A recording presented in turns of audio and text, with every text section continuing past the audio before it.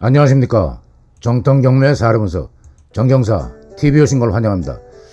정경사 TV는 진행되는 경매 사건을 중 권리분석의 입지면의 특장점이 어느 면이 인정될 때 그 권리분석에서 어떤 경매 우리가 검토하다가 경매를 아예 보지 말아야 되는 그런 대상, 아니면은 들어갔다가 보증금 몰수당하고 다칠 수 있는 그런 법률적인 권리분석 사항하고, 또 물건 종류별로 입지면에서 좀 월등한 그런 물건을 선별해서 영상을 제작하고 있습니다. 오늘은 단독주택입니다. 이 운정 신도시, 요새 뭐 GTX, KTX, 고속화도로 거의 뭐 반나절 생활권, 일일 생활권에서 훨씬 단축되는 그런 개념으로 단축되고 있습니다. 서울 근교 GTX가 뭐 서울역까지 아마 한 30분 정도면 도착하는 걸로 아는데, 인접해 있습니다. 그러니까 생활하고 거주하시다가 필요한 일이 있을 때는 이 GTX 파주 운정 신도시에서 출발하시면은 뭐 반나절 뭐 시간 내 그런 생활권에 있는 입지 여건을 갖춘 단독주택입니다. 감정가 12억 6천, 2024년 73027, 경매 기일은 7월 23일. 그 서울하고 달리 의정부, 인천 등 그 지방에 소재하는 법원들 그 저감률이 한 번에 30%씩입니다. 세 번 유찰돼 갖고 감정가 34%, 4억 3,200이 진행됩니다. 근데 청구 금액 항상 이 지금 순서가 지금 어떤 루틴에 따라서 진행시키는 겁니다. 경매 물건을 봤을 때 청구 금액이 좀 작으면은 여기 일괄 중복 병합 사건이 있다든지 조금은 복잡해야 취하 경매 취소 가능성이 없는데, 이 물건은 좀 단조로운 것 같습니다. 3억 5,700, 이게 지금 만약 4억 3,200에 좀 더 써갖고 한 5억 정도에 낙찰이 됐다. 이 소유자 안모 씨는 3억 5,700만 원만 갚으면 되는 건지, 그걸 잘 살펴야 이 입찰을 봤을 때 뭐 권리 분석을 잘못해갖고 재경매 들어가서 보증금 몰수되는 위험부담이 있는 경우, 왜 또 허사 애써서 입찰 받았는데 소유자 채무자가 이 부채를 다 변제하고 경매 신청 채권 금액 원단위까지 나와 있습니다. 언제까지 최고가 매수 신고인 동의 없이 경매 취소가 가능한지는 7월 23일, 7월 말일날 매각 결정이 일주일 되면 확정되면 대금 납부 기한 한 달 기한으로 잡아주죠. 최소한 14일은 대금 납부 기한 개념이기 때문에 일시불로 다 돈 준비된 입찰자가 있는 경우에는 기한이 잡히면 바로 14일 뒤에 매각 결정 확정, 그 14일 뒤에 바로 납부할 수 있는데, 최소한 그 14일은 안정적으로 경매 취소할 수 있는 그런 그 기간이 확보가 되는 겁니다.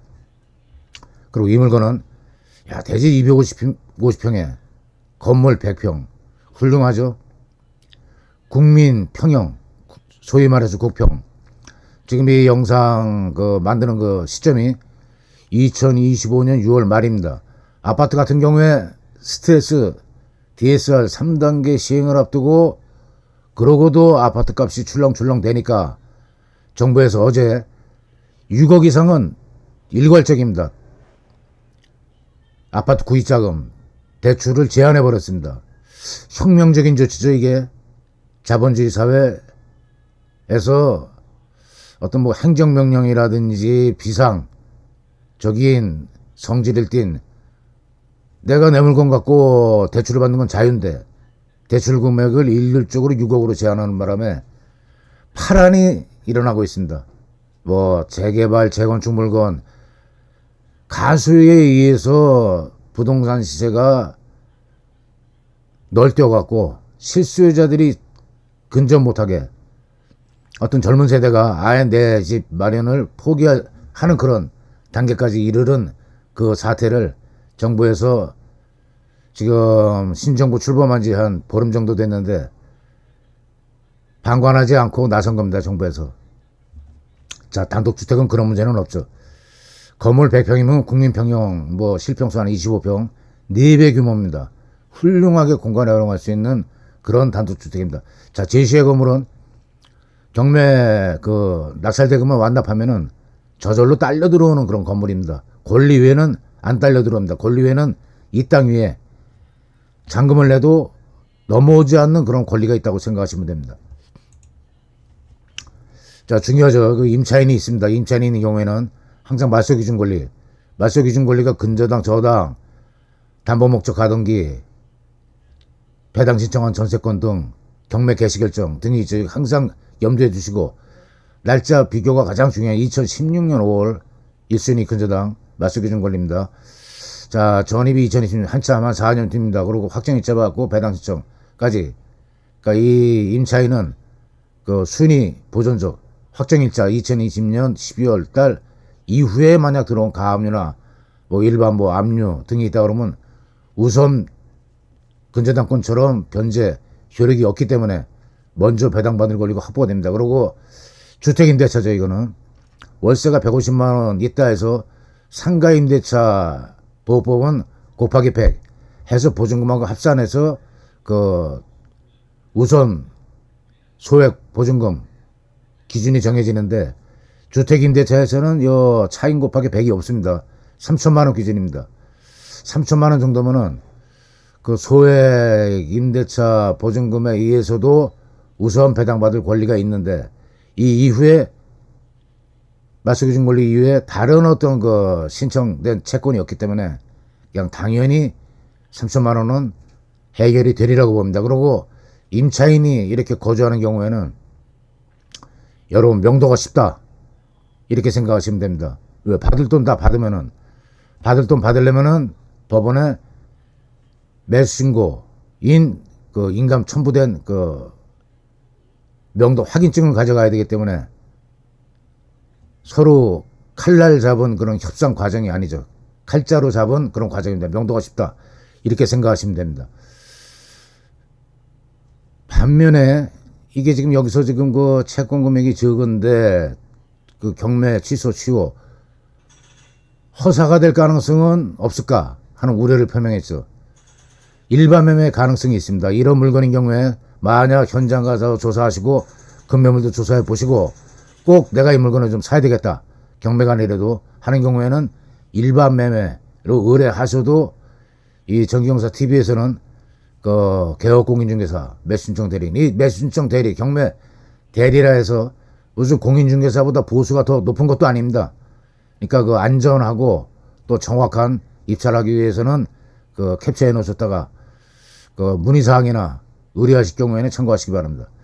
현황 조사서는 문자 그대로 그 점유관계 현황을 그 경매 개시 일정 떨어진 다음에 일주일 내지 2주일 사이에 법원 직원이 현장 나가서 점유자 또 조사하고 전입세대, 외국인 체류 확인서 등 확인해 갖고 기록한 문서입니다. 매각 물건 명세서는 여기 가장 중요한 건데, 배당받지 못한 선순위 임차인이 이 배당받지 못한 그 보증금이 있는데 배당받지 못할 경우에는 매수인에게 인수되게 되는 것 주의 문구, 그 다음에 돈을 다 법원에 냈는데 뭐 가등기, 선순위, 가처분 등 어떤 등기사항에서 효력이 소멸되지 않은 하는 물권 변동사항이 기록되는 문서입니다. 자, 낙찰가 분석에서 그 유료 사이트를 잘 이 경매하는 입장에서는 활용할 줄 알아야 됩니다. 무조건 실내에서도 안 되고, 이런 어떤 건축물 대장 같은 경우 뭐 불법 건축물인 경우에는 아주 유용하게 활용할 수 있습니다. 근데 예상 낙찰가라는 거는 이 데이터가 신뢰할 만한 데이터가 안 됩니다. 매매 사례가 많으면은 어떤 평균, 여론조사도 마찬가지죠. 샘플이 1000샘플이 아니라 3000, 5000샘플까지 들어가면은 신뢰할 만한 그 조사 통계치가 나오는데, 신뢰할 만한 통계치라고 볼 수가 없습니다. 60몇 프로에 의해서 그냥 일률적으로 7억 8,500 쓰면 어떻겠냐, 이거는 무시하시고, 이 인접지 어차피 현장 가셔야 되니까 일산 서구 구산동 120-23 인접지에 가셔갖고 인근 부동산에 가서 탐문하다 보면은 이 집에 대한 정보도 나오고, 사람이 죽었는지 흉간지 뭐 진짜 흉악한 사건에 의해서 사고 난 집에 그래서 신축 아파트를 따지는데, 그런 좀 깨림직한 그런 사건이 있을 수도 있죠. 조사하시고 그 다음에 금매물도 수배하시고 하다 보면은 합리적인 내가 얼마에 입찰을 받으면 좋겠다 하는 가격이 이렇게 상하 어떤 그 폭이 나올 겁니다. 자, 잘 조사하셔갖고 성공적인 입찰에 대비하시기 바랍니다. 오늘 영상 여기서 마치겠습니다.